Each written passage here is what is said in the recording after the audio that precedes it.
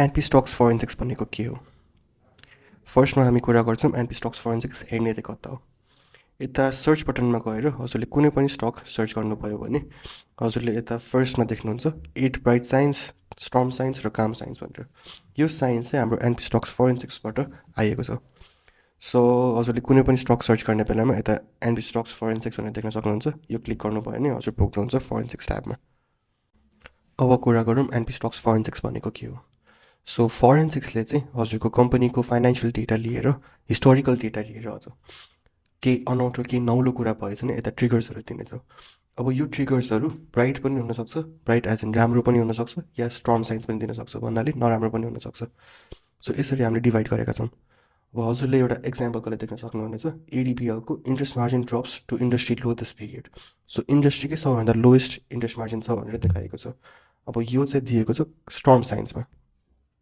त्यसै गरी ब्राइट साइन्समा हजुरले हेर्न सक्नुहुनेछ historical top 3-4 loans and advances. So एडिबिएलको आफ्नो हिस्ट्रीमा सबैभन्दा बढी लोन्स एन्ड एडभान्सेस पुगिरहेको छ भनेर देखाएको छ। सो यसै गरी हजुरले कुनै पनि स्टकको ब्राइट साइन्स, स्टर्म साइन्स र काम साइन्स भनेर सिग्नल्सहरू देख्न सक्नुहुनेछ।